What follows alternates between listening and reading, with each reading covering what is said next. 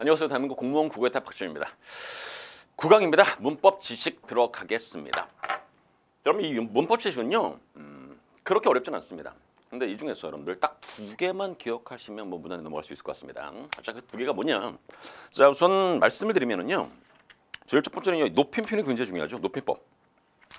자, 높임법 중요하고, 자, 두 번째는요. 사동과 피동이 굉장히 중요합니다. 사동과 피동 정도만 알아두시면은요. 충분히 넘어갈 수 있습니다. 물론 제가 하나하나 꼼꼼하게 설명해 드리겠습니다. 자, 봅시다. 자, 우선 제일 첫 번째는요. 종결 표현이죠.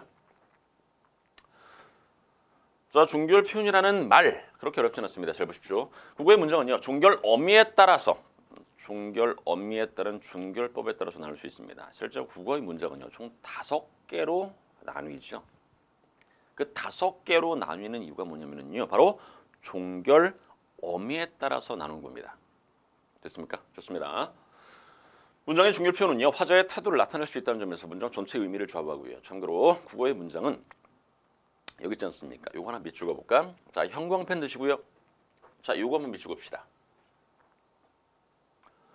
종결 어미에 드러나는 화자의 의도에 따라서 분류한다고요. 다시 한번요. 국어의 문장은요. 종결 어미에 따라서 분류합니다. 됐죠? 좋습니다. 자, 정확히 몇 가지로? 5가지로 분류합니다. 여러분 알겠지만 평서문, 의문문, 청의문, 감탄문, 명령문 이렇게 5가지로 분류한다는 얘기입니다. 됐습니까? 다시 한번 뭐에 따라서? 종결 어미에 따라서. 됐습니까? 좋습니다. 자, 그다음에 평서문부터 출발합니다. 평서문 가볍게 넘어도 됩니다. 그럼 화자가 청자에게 특별히 무엇을 요구하는 것이 아니라 자, 이것만 한번 밑줄 넘어가자. 자, 이거 밑줄 봅시다. 어떤 사실이나 현상에 대한 정보 또는 자신의 생각을 단순하게 전달하는 것. 다시 한번요. 어떤 특별한 것을 이야기하는 것이 아니라 잘 보십시오. 어떤 사실이나 현상에 대한 정보 또는 자신의 생각을 그냥 단순하게 전달하는 것. 그게 평서문입니다. 뭘 요구하는 거 아니죠. 내 생각을 단순하게 전달하는 거. 평서문. 됐습니다. 자, 주로 용언의 평서형 어미 뭐에 대해서 뭐뭐다. 이거를 통해서 실현합니다. 이거 됩니다. 뭐뭐다. 뭐뭐다. 그렇죠. 나는 밥을 먹었다. 이런 것도 몽땅 다 평서문이 될 수 있습니다. 됐습니까? 바로 넘어갑시다. 자, 의문문입니다. 자, 그럼 이 의문문은요. 이렇게 별표 하나 치십시오. 의문문은 어떻게 문제가 출제되냐면요. 자, 문장을 여러 개 줘. 의문문을 여러 개 줍니다. 그랬을 때 의문문의 종류가 다른 것을 그렇게 해서 물어봅니다. 그럼 여러분 최소한 뭘 기억하셔야 되냐면요. 의문문의 종류는 기억하셔야 됩니다. 됐습니까?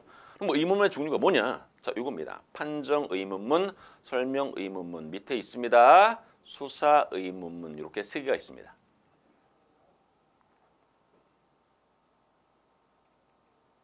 그러니까 여러분들 이 의문문의 경우에는요. 결국 물어보는 거니까 뭐 그거 자체가 어렵지 않습니다. 의문문이 뭡니까? 이런 식으로 물어보는 것이 아니라 의문문을 줍니다. 그 다음에 그 의문문을 하면 분류해봐라. 다른 거 한번 찍어내봐라. 이런 식으로 문제 출제된다는 얘기입니다. 그러면 여러분 최소한 여기는 어떻게 공부를 하셔야 되냐면요. 판정 의문문이 뭔지, 설명 의문문이 뭔지, 수사 의문문이 뭔지, 그 뭔지는 알아두셔야 된다는 얘기입니다. 됐습니까? 좋습니다. 자, 우선 제일 첫 번째 판정 의문문 간단합니다. 예, 아니요로 답변할 수 있는 의문문을 판정 의문문이라고 합니다. 다시 한번요. 예나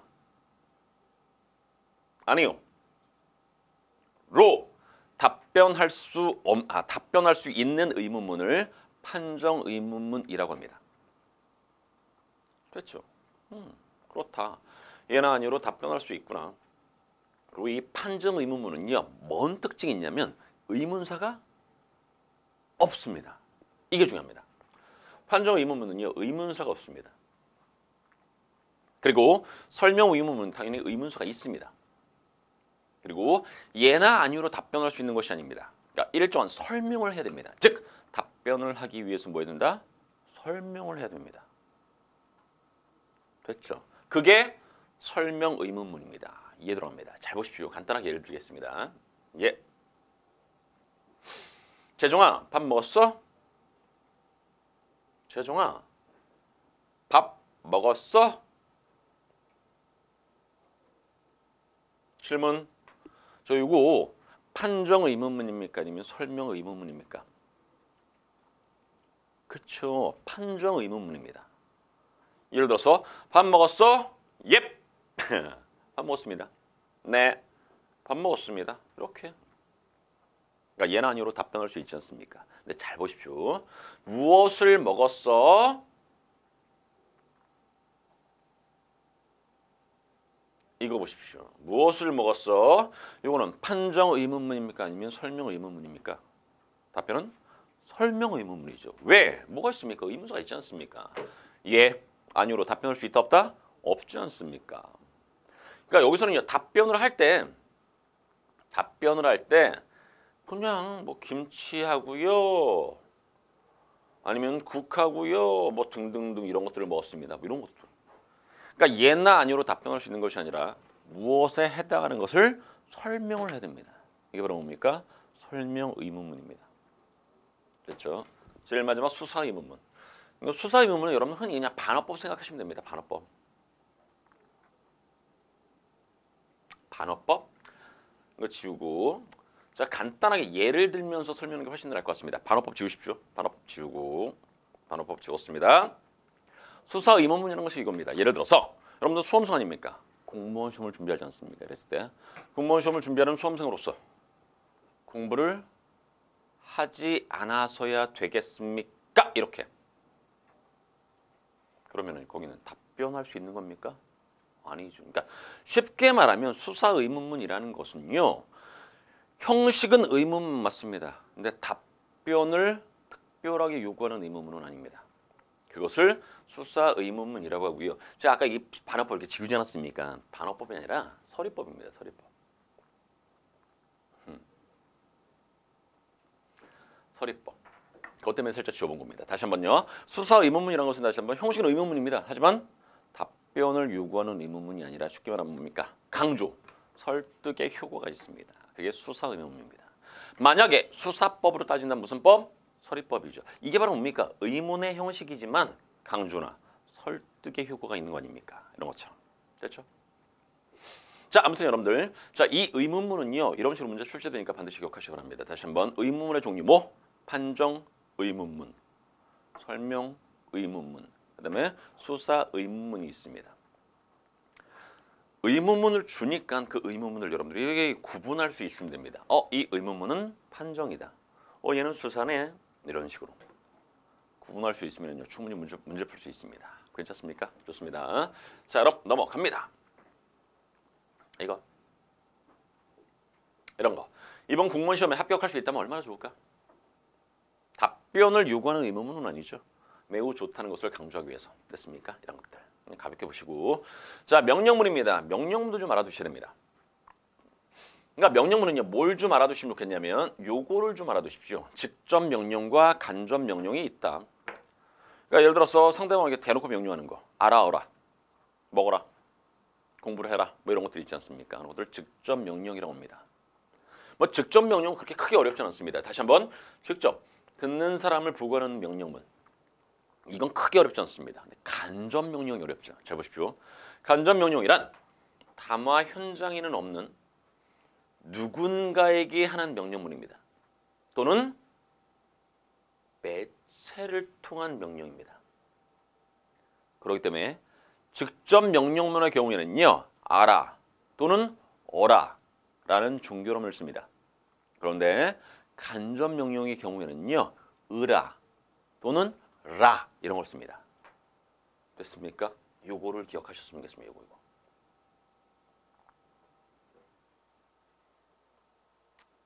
됐죠? 예를 들어서 이 가운데 네가 마음에 드는 것을 골라라. 철수야 밥 먹어라. 몽땅 다 직접 명령입니다. 맞죠? 직접 명령 맞죠? 근데 밑에 보시면 알겠지만 신문 기사에서 열심히 경력을 쌓으라죠. 됐습니까? 만약에 이 친구가 이렇게 경력을 쌓아라 이렇게 써있다면 이런 상태에서 이런 상황에서 이렇게 써있다면 이것은 잘못 쓴 겁니다. 왜? 간접 명령인데 직접 명령으로 썼기 때문에 그렇습니다. 그게 중요합니다. 이게 실제 문제 한번 출제가 됐습니다. 이게 구본 시험에 한번 출제가 됐기 때문에 이건 그 정도는 기억하시기 바랍니다. 자, 그다음 청유문입니다. 청유문 뭐 가볍게 넘어 상관없습니다. 뭐뭐 하자 청유문. 근데 여러분들 명령과 청유의 차이가 뭔지 아십니까? 명령은요 그 청자에게 하는 겁니다. 시키는 겁니다. 그러니까 어떤 행동을 할 때는요 청자만 하는 거죠. 근데 청유문은 함께 하는 겁니다. 예를 들어서 우리 공부 열심히 하자. 같이 하자라는 얘기죠. 그게 청유문입니다. 공부를 열심히 해라. 상대방만 하라는 얘기입니다. 그게 명령입니다. 괜찮죠? 좋습니다. 감탄문은 뭐 가볍게 보시기 바라고. 이 정도. 저렇게 준결 어미에 따라서 이렇게 총 문장의 종류를 5가지로 나눌 수 있습니다. 괜찮습니까? 다시 한번 정리. 준결 어미에 따라서 제일 첫 번째는 평서문, 의문문, 청유문, 명령문, 감탄문이 있다. 그 중에서 여러분 뭘 기억하셨으면 좋겠냐면요. 의문문 기억하셔야 됩니다. 그리고 명령문에서 직접 명령과 간접 명령이 있다는 거 역시 기억하셨으면 좋겠습니다. 그렇죠? 좋습니다. 자, 문제가 이런 식으로 나왔다는 얘기입니다. 이게 아까 앞에서 말씀드린 간접 명령과 직접 명령을 말하는 겁니다. 됐죠? 이게 왜 답이 4번이냐? 답이 4번이거든요. 왜 그럴까? 분명히 여기 있지 않습니까? 신문 기사의 표제어입니다. 그러니까 결국 간접 명령으로 써야 된다는 얘기입니다. 수험생들은요 어떤 실수를 하냐면 선생님 이거 다 직접 명령 아닙니까? 이거 아닙니다. 잘 보십시오. 여러분들에게 분명히 말씀드렸지만 간접 명령의 경우에는요 간접과 직접의 차이 다시 한번 간접 명령은요 을합니다. 을아. 앞에가 자음으로 끝났으면은요 종결음이 을아를 붙이는 거고 앞에가 모음으로 끝났으면은요 라를 붙이면 되는 겁니다. 됐습니까? 그게 을아의 표시의 말뜻입니다. 잘 보십시오.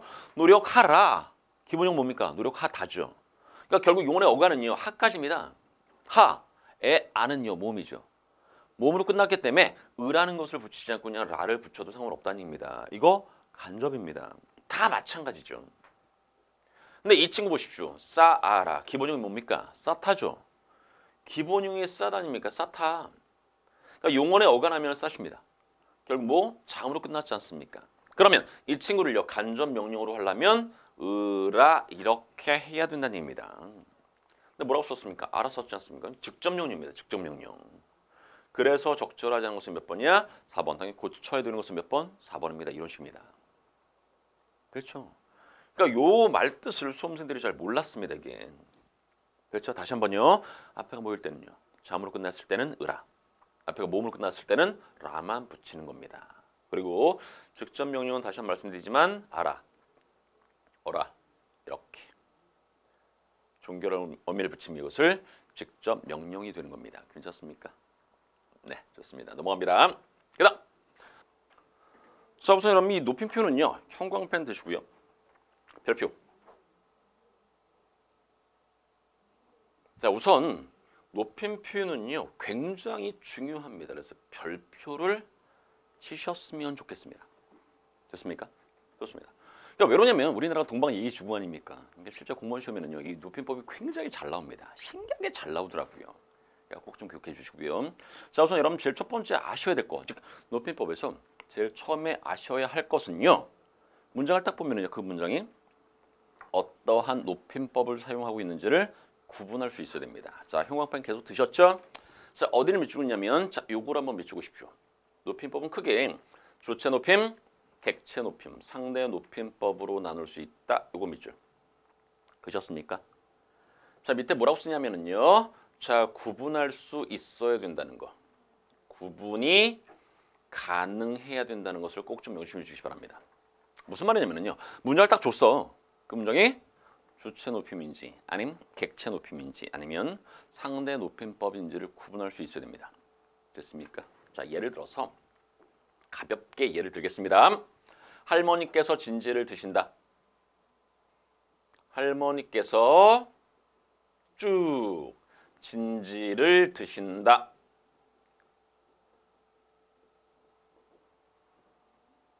이거 왜 쭉 했지? 그냥 할머니께서 진지를 드신다 이러면 될 것 같다가. 아무튼 할머니께서 아주 맛있게 진지를 드신다. 상관없죠. 아무튼 근데 잘 보십시오. 자, 이 문장 딱 좋습니다. 이 문장이 높임법에서 주체 높임입니까? 아니면 객체 높임입니까? 이렇게 구분할 수 있어야 된다는 의미입니다. 그랬을 때 주체 높임은요. 서술어에 드신다가 서술어죠. 에 주어를 높이는 겁니다. 그래서 할머니를 높인 겁니다. 맞습니까? 이것은 주체 높임입니다. 너 할머니께 선물을 드려라. 이거는 객체입니다. 잠깐 말씀드리면 할머니께 선물을 드려라. 이랬을 때 할머니께는요. 문장 성분으로 따졌을 때는 부사어입니다. 주어가 아닙니다. 이럴 때는 뭐다? 객체 높임입니다. 이렇게 설명합니다. 됐죠? 아무튼 규제를 통해서 간단하게 보겠습니다. 자, 주체 높임법. 서술상의 주체, 즉 주어가 화자보다 나이가 많거나 사회적 지위가 높을 때. 자, 밑줄 한번 긋읍시다. 서술에 주체를 높이는 표현. 밑줄. 됐죠? 다시 한번 서술어에 주체를 높이는 것을 주체 높임법이라고 합니다. 됐죠? 넘어갑니다. 실현 방법은요. 선어원 어미. 의시. 그럼 이 시라는 친구가 주체 높임 선어말 어미인 건 아시죠? 다시 한번 시가 주체 높임 선어말 어미입니다. 됐습니까? 좋습니다. 계시다, 잡수시다 등의 특수한 어미. 즉 조사, 깨서, 깨없어, 주어, 명사, 전미사, 님. 이 덧부터 이런 것도 그냥 가볍게 보시고요. 밑에는 중요하네. 자, 그럼 요거는요. 가볍게 별표 하나만 칩시다. 주체 높임은 크게 두 가지가 있습니다. 뭐 직접 높임과 간접 높임이 있습니다. 그러니까 직접 높임이라는 것은 뭐냐면은 서술어의 주어를 직접 높인 거. 그러니까 직접 높임입니다. 간접은 높이려는 대상의 관련된 것을 높임으로 해서 높이는 겁니다. 이게 간접 높임입니다. 예를 들어서 이게 있죠. 할아버지께서 노인정에 가시려고 한답니다. 서술어고요. 가시려고 한다의 서술어의 주어는 누굽니까? 할아버지께서죠. 누구를 높이는 거라고요? 할아버지를 높입니다. 직접 높인 거 맞죠? 주체 높임. 직접입니다. 됐습니까? 왜? 할아버지를 직접 높였으니까. 근데 밑에 보십시오. 간접 높임은 바로 이겁니다. 있으시겠습니다. 뭐가? 말씀이 있는 거죠. 교장 선생님이 있는 게 아닙니다. 말씀이 있는 거지. 자, 있으시겠습니다는 결국 누굴 높였다? 말을 말씀으로 높였습니다. 근데 말을 말씀으로 높였을 때 그 말을 높이기 위해서가 아니란 얘기입니다. 결국 누구의 말? 교장 선생님의 말이기 때문에 교장 선생님을 높이기 위해서 교장 선생님을 직접 높인 것이 아니라 그분의 말을 말씀으로 높임으로 해서 간접 높인 겁니다. 그게 간접 높임입니다. 됐습니까? 어렵지 않죠? 다시 한번 직접이라는 것은 서술의 주어, 직접 높인 겁니다.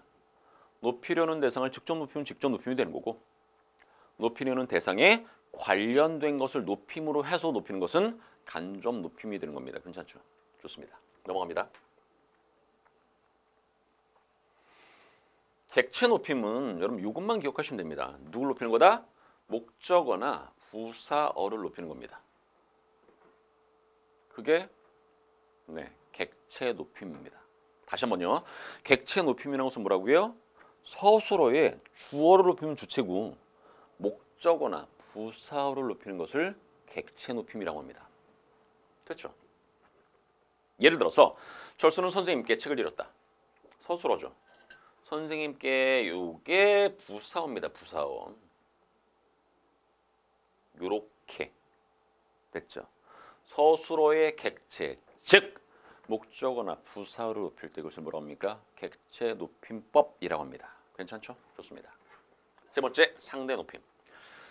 그럼 상대 높임은요. 듣는 청자를 높이는 겁니다. 자, 형광펜 드시고 밑줄 한번 긋읍시다. 요거 밑줄 이런 식으로. 청자를 높이거나 낮추는 것을 상대 높임이라고 합니다. 착각하면 안 됩니다. 선생님, 높임법 무조건 높이는 거 아닙니까? 청자를 낮추는데 왜 높임입니까? 낮춤법은 따로 없습니다, 여러분들. 그러니까 높임 속에 높임과 낮춤이 같이 들어있는 겁니다. 그래서 이렇게 설명합니다. 다시 한번 상대 높임이라는 것은요. 청자를 높일 때도 상대 높임이지만 낮출 때도 상대 높임입니다. 됐죠? 됐고 이 상대 높임은요. 크게 두 가지로 나눌 수 있습니다. 첫 번째는 격식체, 두 번째는 비격식체로 나눌 수 있습니다. 됐죠? 그럼 알다시피 격식체는 뭐 있습니까? 합쇼체, 하계체, 헤라체. 됐습니까? 다시 한번요. 제가 여기다 써야지. 격식체에는요 4개가 있다는 입니다. 첫 번째 합쇼체. 이 합쇼체라는 것은 일명 하십시오체입니다. 합쇼체. 두 번째는 하오체입니다. 하오체. 하오체. 세 번째는 하계체입니다. 하계체. 네 번째는 헤라체가 있습니다. 요 4가지가 격식체입니다. 다시 한번 합쇼체, 하오체, 하계체, 헤라체 됐습니까? 맞고요. 비격식체에는요 2가지가 있습니다. 그 2가지가 뭐냐? 첫 번째는 해요체, 두 번째는요 해체가 있습니다. 참고로 이 합쇼체를요 아주 높임이라고 합니다. 그리고 하오체를요 예사높임, 예사낮춤, 아주 낮춤. 그럼 교재 다 있습니다. 해요체라는 것은요 두루 높임이라고 합니다. 해체는요 두루 낮춤이라고 하죠. 아무튼 이렇게 총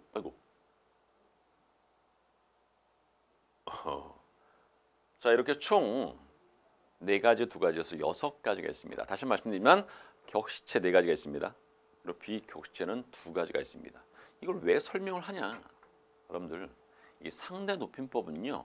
상대 높임법을 구분하십시오.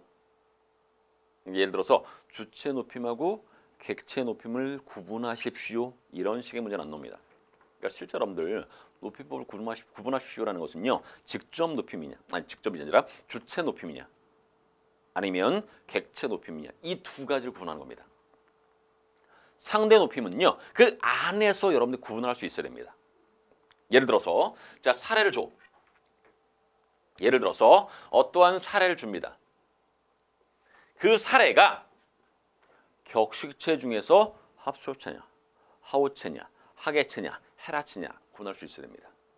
또는 비격식체라고 한다면요, 해요체냐, 해체냐 구분할 수 있어야 됩니다. 그렇게 문제 나옵니다. 자, 여러분들 교재 한번 봅시다.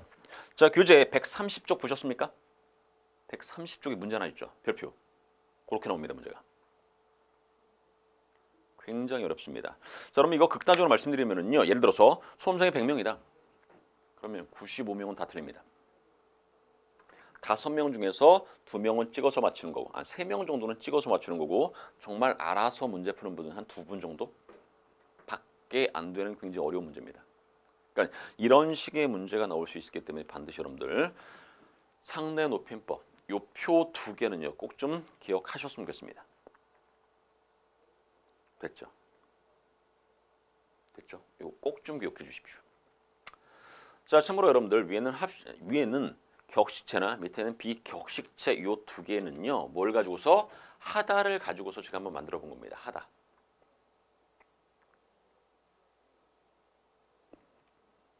하십니다. 하시오, 하네, 한다. 뭐 이런 것들.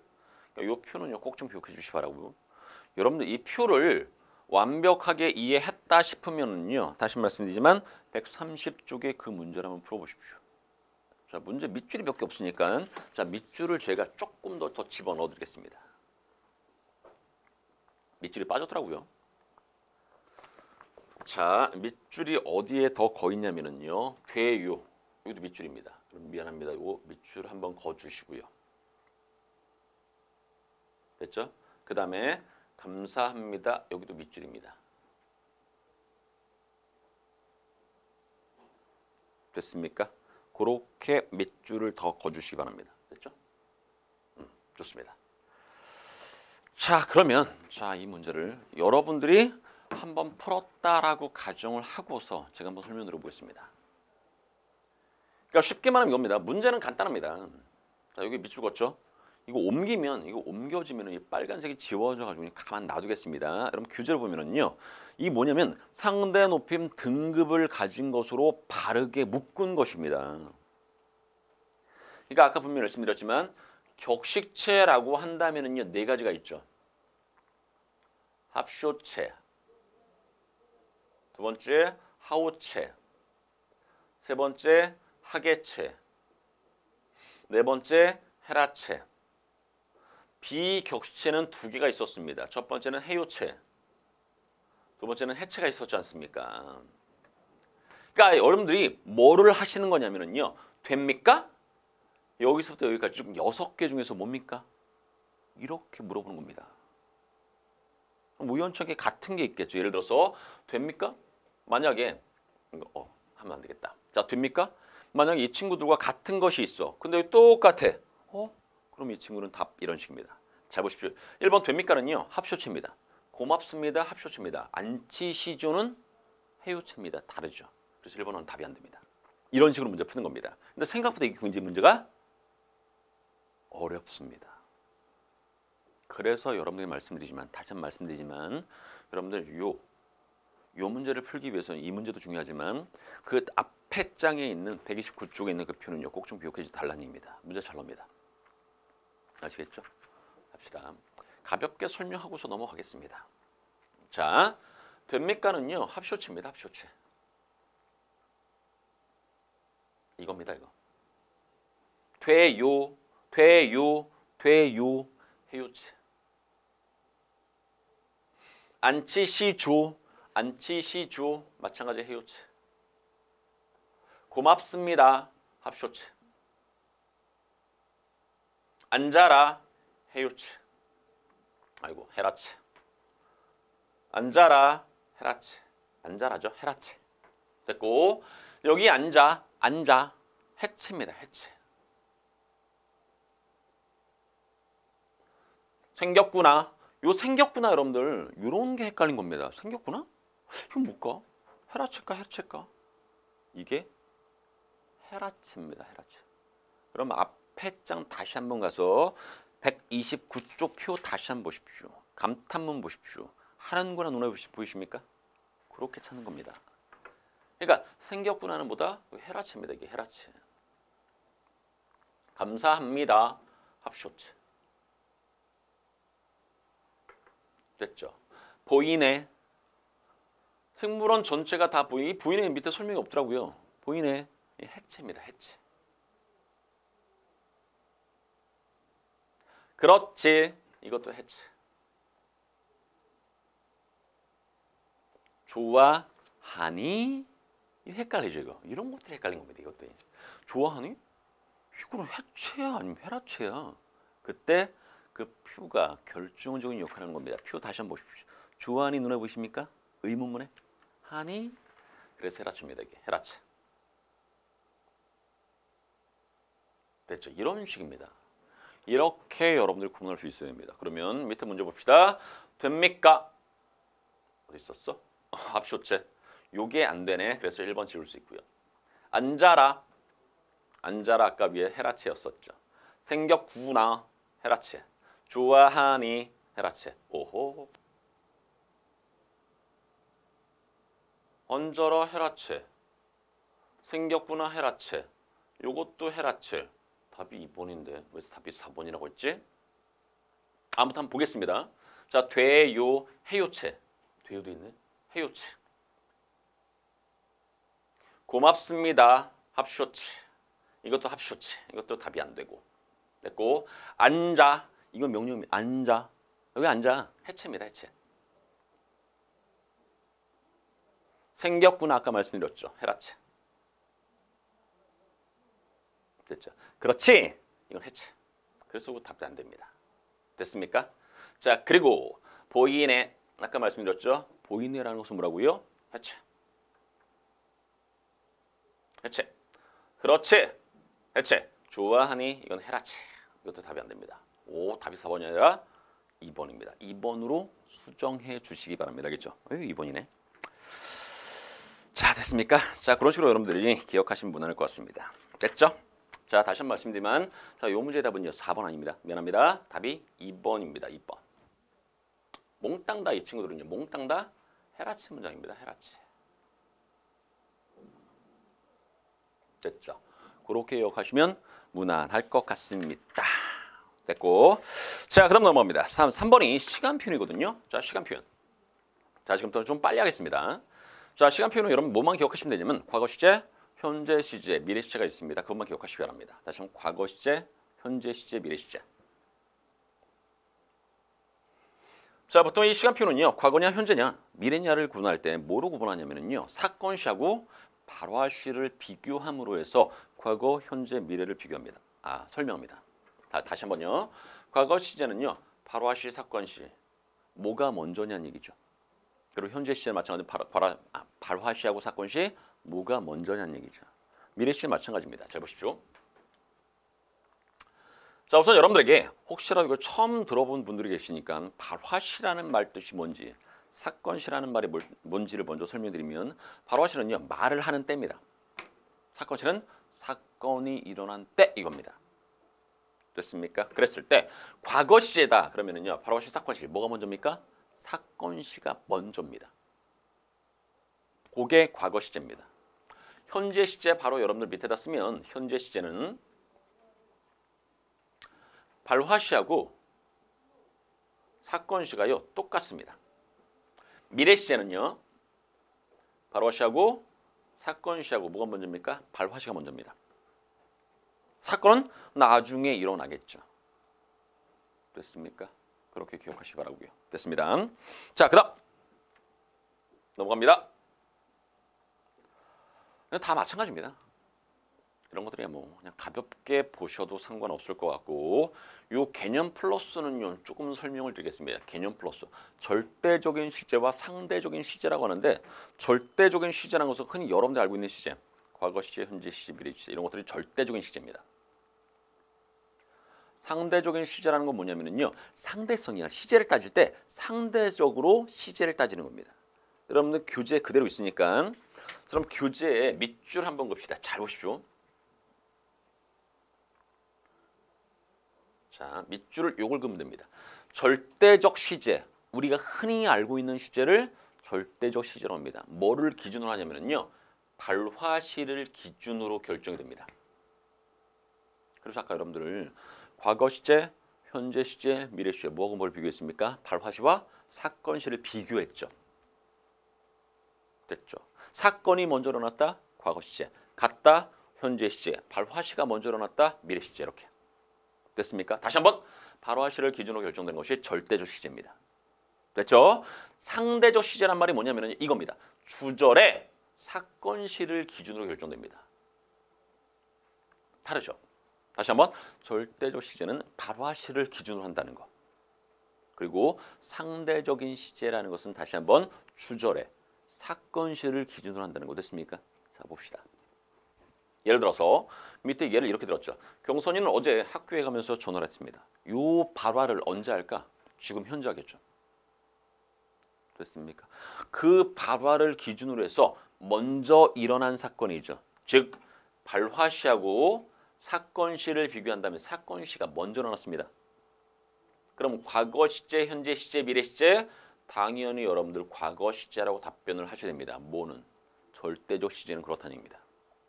그래서 절대적 시제를 따질 때는요. 과거입니다. 근데 잘 보십시오. 상대적 시제로 따질 때는요. 주절의 사건시라며. 됐죠? 주절의 사건시. 경선이는 어제 학교에 가면서 이게 기준입니다. 뭐 했다? 전화를 했다 아닙니까? 요 시간과 요 시간이 똑같죠. 그렇기 때문에 다시 한번 주절의 사건시를 기준으로 할 때는요. 뭐다? 현재 시제라고 답변을 하셔야 되는 겁니다. 됐죠? 다시 상대적 시제라는 것은 결국 주절의 사건시를 기준으로 하는 겁니다. 결국 주절의 사건시와 똑같은 때 일어난 거 아닙니까? 전화를 한 게. 경선이 어제 학교에 가면서니까 이게 기준이야. 그럼 그거와 동일한 시간에 일어난 거죠. 그러니까 결국 그거와 전화를 했다라는 사건이 동일한 시간대에 일어난 겁니다. 그래서 당연히 뭡니까? 이것은 현재 시제라고 답변을 하셔야 됩니다. 언제는? 상대적 시제는요. 됐습니까? 절대적 시제는 과거 시제지만 상대적 시제는 다시 한번 주절의 사건시를 기준으로 하기 때문에 현재 시제라고 답변을 하셔야 되는 겁니다. 됐습니까? 좋습니다. 넘어갑니다. 뭐 동작상이라는 것은 동작이 일어난 때 됐죠? 뭐 이런 것들이야 뭐 동작상 그렇게 어렵지 않습니다. 진행과 완료가 있다는 말은 뭐냐면은요. 동작이 계속 진행 중이라고요. 밥을 먹고 있다. 지금 현재 먹고 있는 거죠. 밥을 먹었다는 완료상이 되는 겁니다. 예정상이라는 것은 앞으로 예정돼 있다는 얘기죠. 동작이. 뭐 이런 것들이 뭐 가볍게 보시면 되겠고 넘어갑니다. 뭐 이런 것들이야 뭐 충분히 여러분 풀 수 있을 거라 생각합니다. 사동표현과 피동표현입니다. 사동과 피동인데 이건 굉장히 중요한데. 자 우선 완벽하게 다 설명을 드리면 참 좋겠는데 시간이 너무 많이 걸려가지고 보겠습니다. 사동과 피동입니다. 자 우선 사동 표현은요 크게 이렇게 두 가지가 있는 겁니다. 주동과 사동이 있습니다. 다시 한번 이렇게 물어볼게. 주동의 반대는 뭡니까? 사동입니다. 그럼 사동의 반대는 뭡니까? 주동입니다. 수험생들 중에서 어떤 분들이 계시냐면요 이런 분들이 계십니다. 사동의 반대는 뭐게? 피동이요. 이렇게 답변합니다. 틀렸습니다. 다시 한번 말씀드리지만 사동의 반대는요 주동이 반대입니다. 그럼 자 피동의 반대는 뭔지 아십니까? 피동의 반대는요 능동입니다. 능동. 그러니까 이렇게 하나로 묶을 수 있고 이렇게 묶을 수 있는 겁니다. 헷갈리면 안 됩니다. 사동의 반대는 주동이 반대지 피동이 반대가 아니라는 얘기입니다. 괜찮습니까? 넘어갑니다. 자 그러면 주동과 사동 먼저 설명하면 주동과 사동은요 이렇게 설명하면 굉장히 쉽습니다. 잘 보십시오. 동작을 누가 하느냐에 따라서 주어가 하면 주동이고요. 대상이 하면 사동입니다. 간단하죠?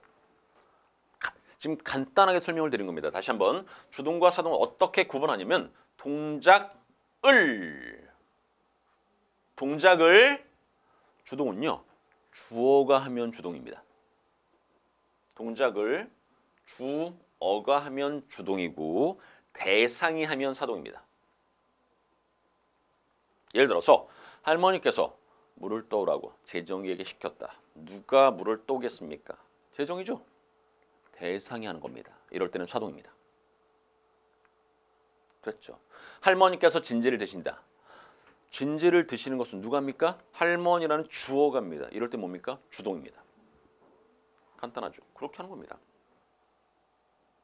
됐고 나머지는 뭐 제가 충분히 여러분들 알 수 있을 만큼 교재를 써놨습니다. 한번 보시기 바라고. 자 넘어가겠습니다. 자 그러면 피동은 뭐냐? 피동은 어떻게 구분을 하느냐? 능동과 피동이죠. 자 얘는 어떻게 여러분들 구분을 하시면 되면 이렇게 구분하면 됩니다. 잘 보십시오.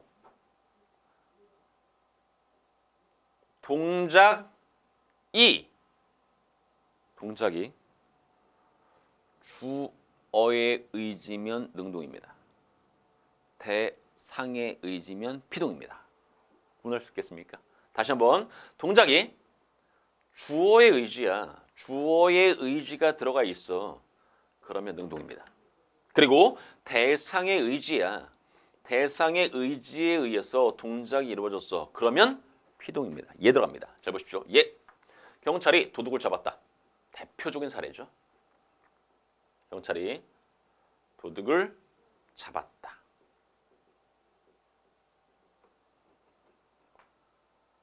주어죠. 도둑을 잡은 행위, 즉 동작이 누구의 의지에서 일어납니까? 바로 주어의 의지에 의해서 일어나는 거 맞죠? 주어의 의지에 의해서 잡았다라는 동작이 일어납니다. 맞습니까? 그럴 때 뭐다? 능동이죠. 이게 능동입니다. 살짝 문장을 바꾸겠습니다. 잘 보십시오. 도둑이 경찰에게 잡혔다.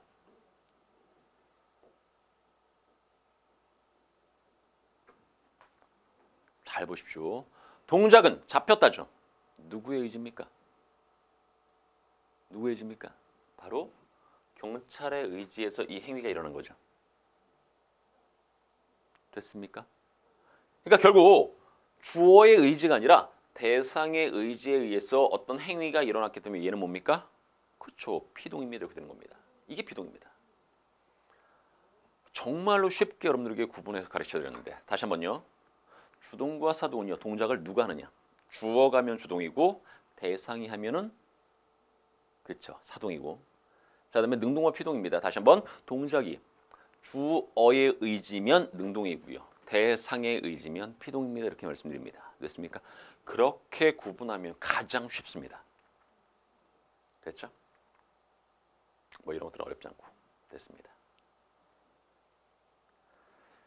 자, 이런 파생적 피동, 통설적 피동 있다 이런 것들은 그냥 한번 쭉 보십시오. 솔직히 굉장히 중요하긴 한데 중요합니다. 아무튼 자, 그다음 넘어가겠습니다. 이런 게 나옵니다. 이 2004년도 이거는 공무원 시험 아닙니다. 근데 이런 식의 문제가 출제가 됩니다. 여러분 분명히 지난번에 말씀드렸지만 지금의 공무원 시험은요 평가원에서 출제를 하고 있죠. 당연히 나올 수 있습니다. 됐습니다. 피동 표현 중에서 능동으로 바꿀 수 없는 것을 물었습니다. 자, 문제를 잠깐 설명해 보면 피동 표현 중에서 능동 표현으로 바꿀 수 없는 거. 원래 능동과 피동은 쌍 아닙니까? 능동이 피동, 피동이 능동으로 바뀌어질 수 있습니다. 자, 그랬을 때 잘 보십시오. 그 문제가 어떤 수학자에 의해 풀렸다. 수학자가 문제를 풀었다죠. 능동 아닙니까? 많은 사람이 그 책을 읽었다. 맞죠? 어머니가 아이를 안았다. 사냥꾼이 토끼를 잡았다. 여기까지 괜찮은데 잘 보십시오. 잘 보십시오. 감기가 철수를 아니죠. 그렇게 될 수가 없습니다. 즉! 왜냐하면 이게 왜 가능한지 무어의 의지라고 어떻게 설명할 수 없지 않습니까?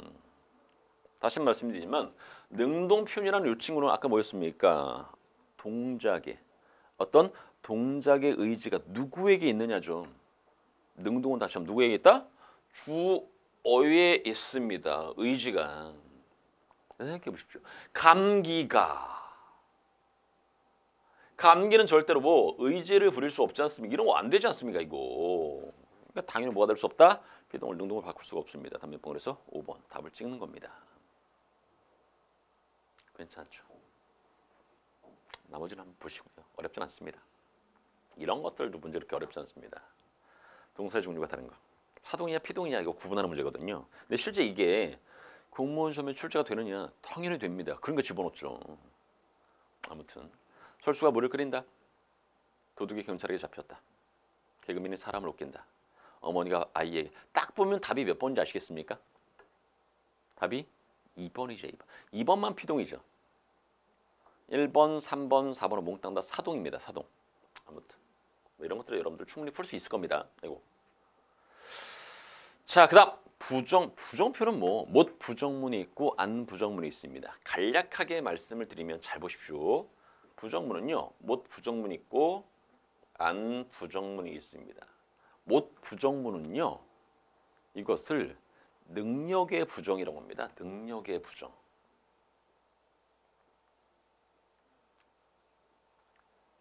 안 부정문을 의지의 부정이라고 이야기를 합니다. 예를 들어서 이렇게 이야기를 하면 어떨까?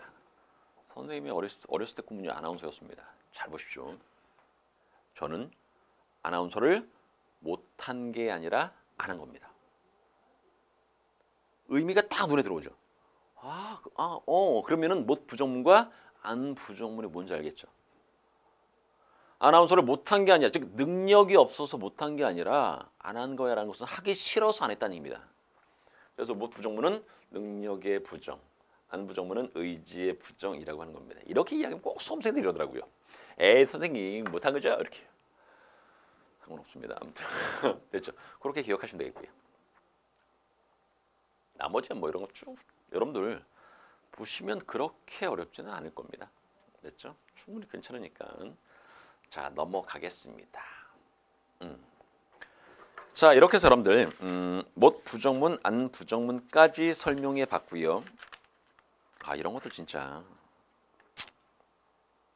나머지 여러분 충분히 읽을 수 있을 겁니다. 자, 또한 여러분 실전 확인 문제 꼭 문제 풀어보고 계십니까? 실전 확인 문제를 꼭 풀어보셔야 됩니다. 그러셔야지만이 여러분들 어떤 부분이 부족한지를 확인할 수 있습니다. 괜찮죠? 좋습니다. 자, 오늘 여기까지 할 거고 여러분들 다음 시간에 고전 문법 들어갑니다. 더 어렵습니다. 다음 시간에. 여러분들 다음 시간에 항상 예습한 상태에서 강의 들어오는 거 잊지 마시고요. 됐습니까? 좋습니다. 자, 오늘 여기까지 하겠습니다. 고생하셨습니다.